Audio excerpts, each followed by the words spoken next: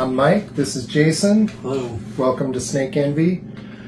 Are you ready to talk about brumation? I am. This, for Jason, a longtime breeder, this time of year is a bit of a vacation for you, isn't it? I refer to this as my vacation time of year. Jason has over 500 snakes in his collection that he breeds. The majority are in brumation right now. We are going to tour his brumation room. But let's talk a little bit about brumation in general, why snakes do it. In the wild, snakes can brumate in a variety of places. What's some of the things you've heard about? Obviously, they're going to get deep enough underground to get away from the bitter cold, the freezing cold.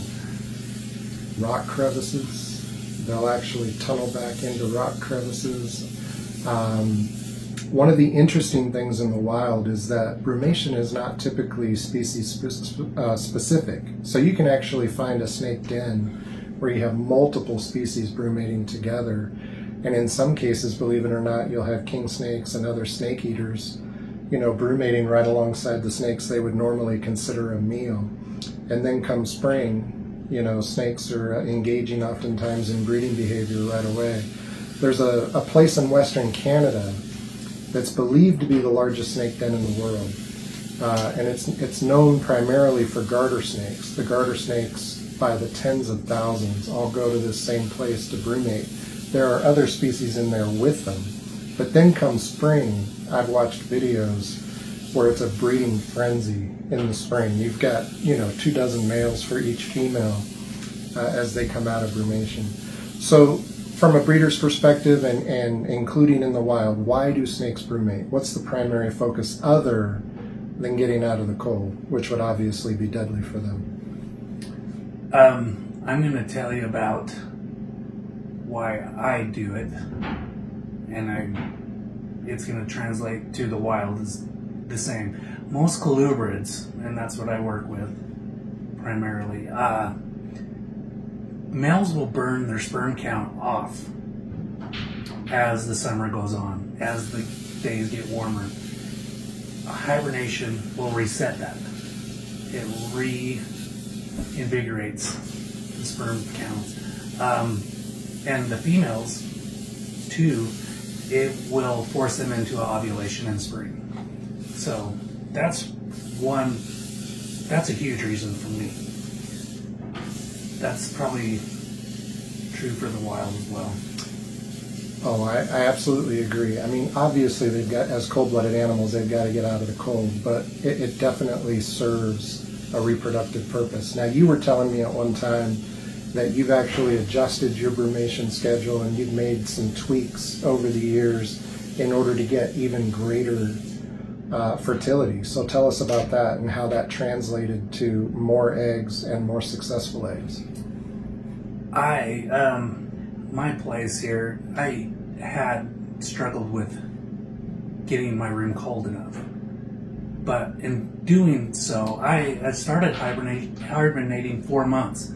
And that's jumped my fertility probably 10%. Wow. And it was so 4 months from 3? Yeah, I was. So you added a month. 3's pretty average. But I like to go 4, and for 1, it saves me food. 2, it gives me more free time. And 3, fertility. Better fertility. Yeah, so as a business owner, what do you spend on food in a typical month? Oh, a good $1,000. So $1,000, so over a 4-month period, you're saving $4,000 as a business owner by brumating. And then at the back end, you're getting 10% more productivity from each of your breeding females. So that's amazing. I mean, from a business standpoint, yeah, that can be make or break for a breeding operation. So you've dialed in at 4 months and you've seen great success. Now, as a hobbyist, I don't brumate. My snakes eat throughout the year. They're perfectly happy and healthy. And without the need to breed, I don't see the need to brumate. Now, I do have the only wild-caught snake in my collection is a Great Basin gopher from here in Utah. We collected her legally as a neo, so I noticed last winter that she was eating less. So this winter, as soon as she refused a meal, I backed her off to every other week from that point on. she will skip. She just skipped a meal a couple weeks ago. So she ate Friday, so that means she went 4 weeks without a meal. I also notice in the winter that she spends most of her time at the cool end of the enclosure instead of in the summer where she's back and forth. I think she's kind of regulating herself in a small way. I think it's a natural instinct. Yes, I agree.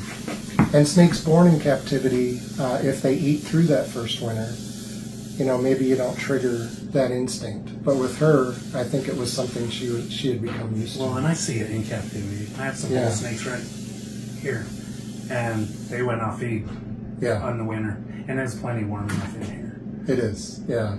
So from a hobbyist perspective, and for the hobbyists out there, I don't see a need to brumate, but it's perfectly fine if your snakes are reducing their activity levels and reducing their feed in the winter. Perfectly natural, nothing to be concerned about. Now, if my snake, my gopher snake that I'm talking about, was not eating, period, I would brumate her. Yeah. Because then you do run the risk that it's going to be detrimental to her health. She could start to lose weight over the winter if not being cooled down. That's one of the advantages of being cooled down, correct? They maintain their weight through the winter. Yeah, even with the 4-month brumation, my animals don't lose any body weight. I mean, I can't physically see it if they do. They look the same as they go in, as they come out. Now, tell us about going into and coming out of brumation. I typically, 2 weeks prior to hibernation, I will quit feeding 2 weeks prior, sometimes 3 weeks. And you could even go 4 weeks if you wanted to. I think 2 to 3 is perfect. You want that food to get out of their digestive system and clear out. They can't process that if it's too cold. So that is very important. You can kill a snake if you do not let that clear out. And then on the other end, post-hibernation, 2 weeks, I slowly warm them up.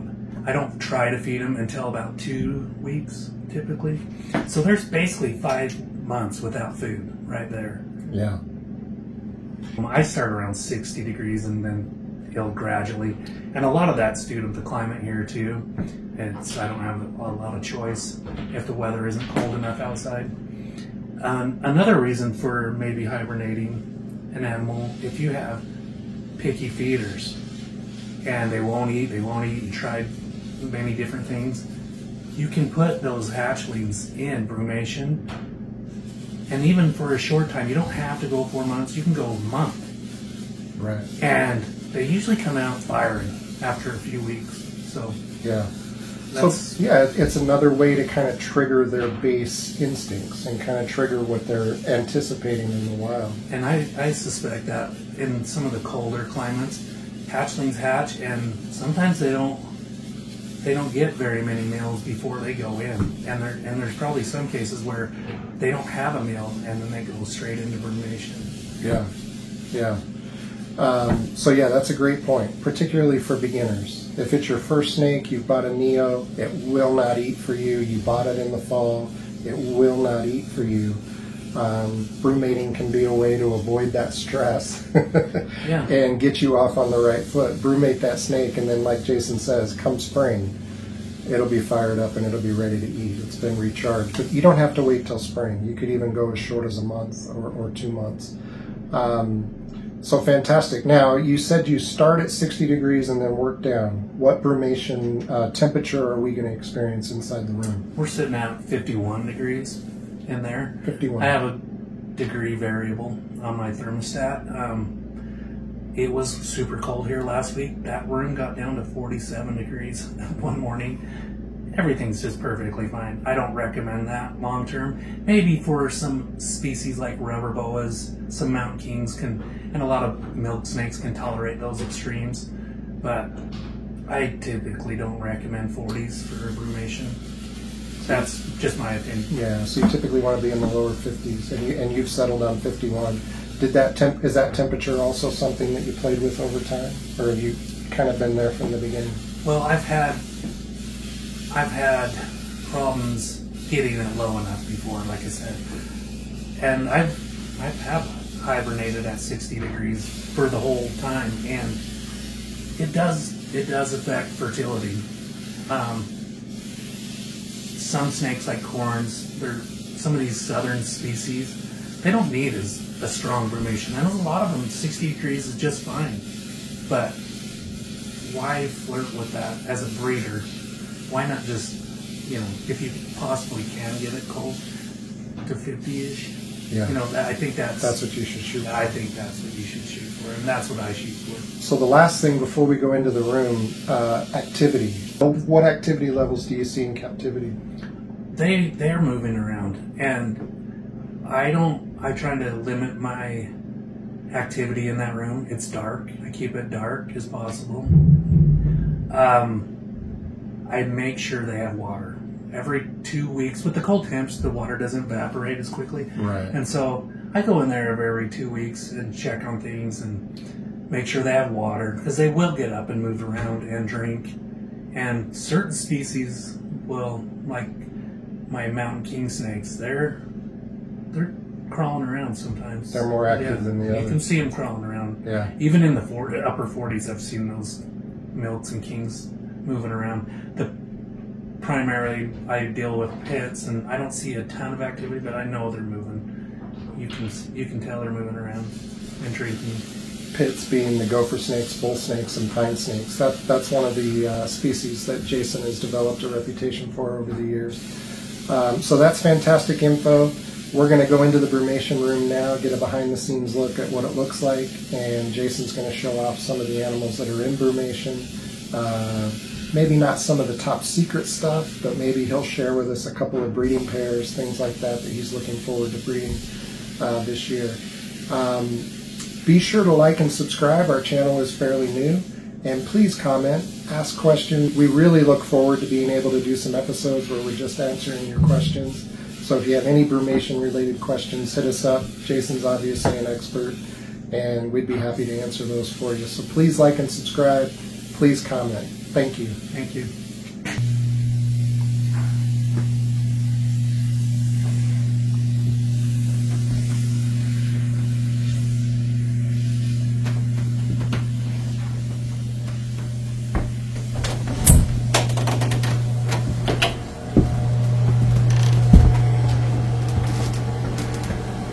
Come on. Let's go, guys. Definitely feels like we've walked into a refrigerator. Yeah, it's pretty chilly. Tell us a little bit about how you get the cold air in here.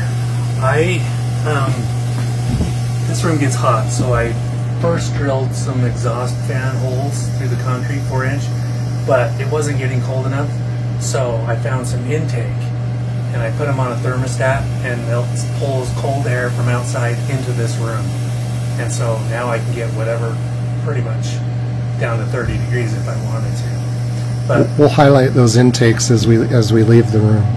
alrighty, well, let's start. Let's off see with- some snakes. See, there's a couple Great Basins that I'm really excited about. This is one of 3 snow Great Basins, gophers, and it's a very unusual color for a snow. And that's because the anery is not like your typical anery. For another day, we can talk about that. This is one of my orange albinos. It's an albino, but I brought into this bloodline an orange coloration from southern Utah. All right, let's look at some pines.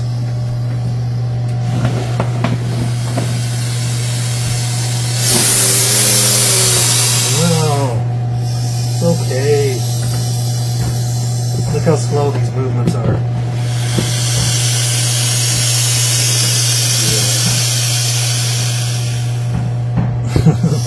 Alright, buddy.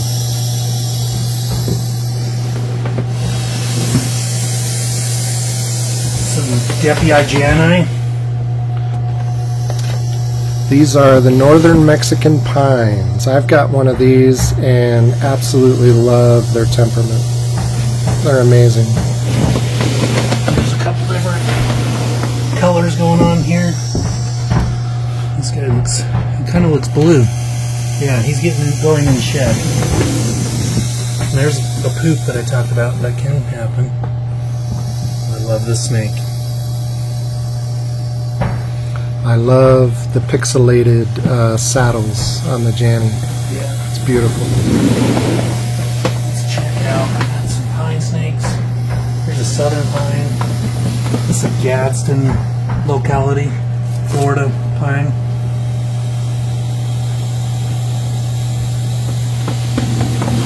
Another Florida pine.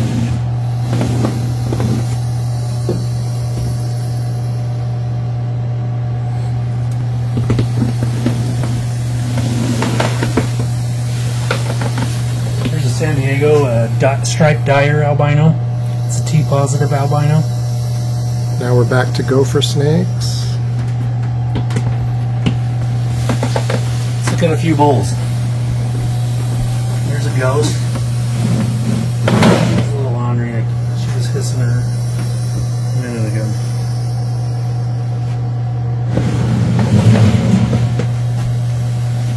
This is one of my favorite bull snakes right here. This ghost.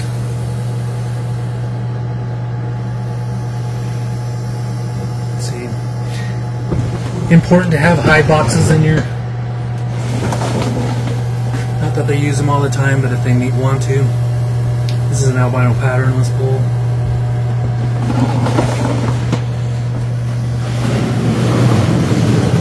It's a big old bull.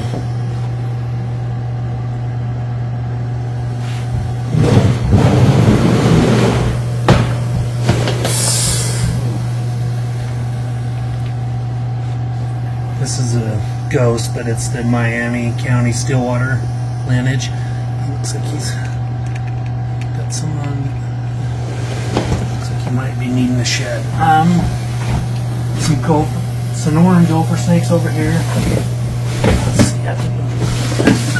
Here's a big, pretty one. I love this snake.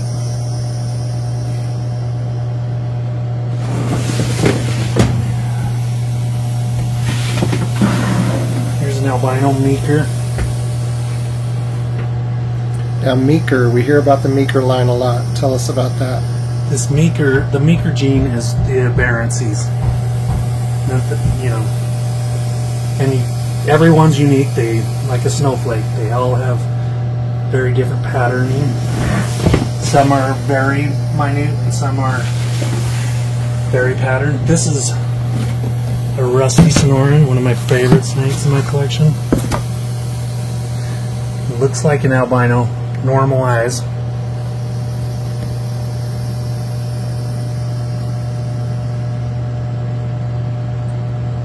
Love seeing those tongues in slow motion during brumation. This is why it's important to have eyes. They feel comfortable in here.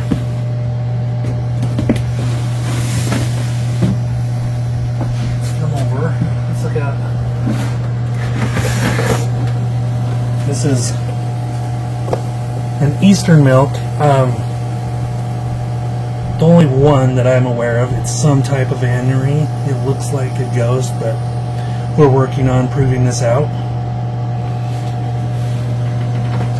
It looks very much like a corn snake. And then you got more typical. Well, this is actually a mountain king snake. This is an Arizona mountain king. This is a Patagonia locality. Reduced black, selective breeding for reduced black.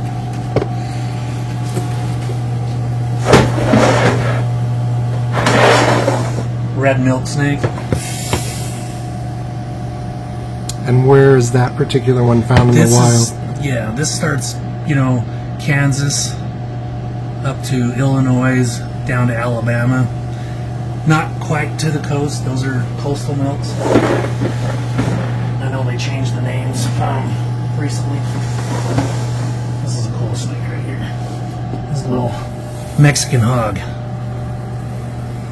And he is not happy. Look at that belly though. That's what I love about the Mexican. So we see that pretty orange. And he's hooding up for us. He's putting on the show. Few of them aren't happy that we're disturbing them. how slow that tongue is. Hognose snakes are becoming one of the more popular species in the hobby right now.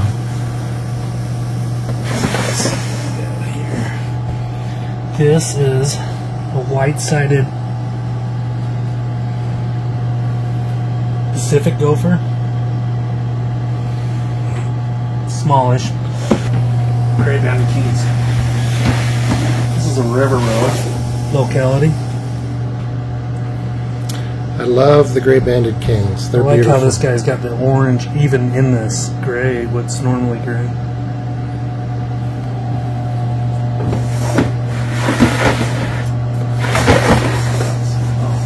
This is a long blotched gray band. You can see why. It's not a recessive trait, it's a line bred trait. So selective breeding to get this. Beautiful, beautiful colors.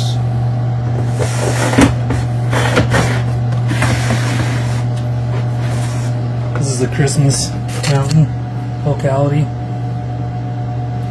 And again, so much variability. Yeah, this is what makes these snakes so fun. You don't need color morphs with gray bands. You get natural beauty.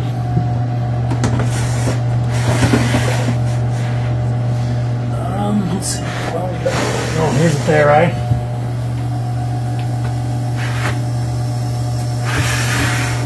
And at a glance, people would assume that's a corn snake. Yep. This is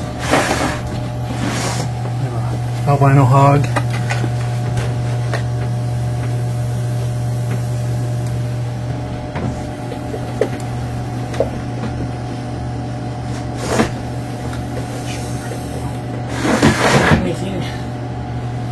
We got some MBK, Mexican Black Kings.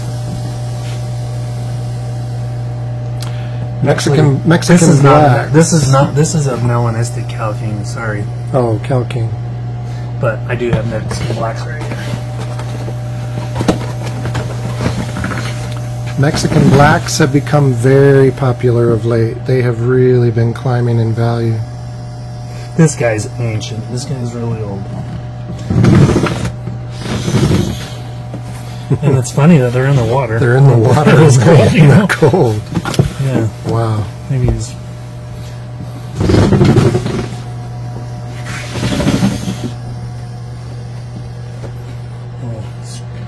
This is a kind of a cool Cal King. Now, when I first got this thing, he was already big. And I was like, this thing has mites. But this is flexa melanin, which is unexplainable to me. And I've heard conversations about this happening in albinos occasionally. So it's little flecks of melanin. It's a weird phenomenon. That's a little bit hard to explain. The striped Cal King. And that one ranges a little more brown than it's black. It's not definitely not black. Yep. It's a super dark chocolate. And then you got a few things like just corn snakes. It's hiding in shed during cremation. Wow. Here's one. This is, I believe, a lava color morph. Fantastic. Well, thank you, Jason. We appreciate you showing off the collection, showing us what brumation looks like. Thank you, guys.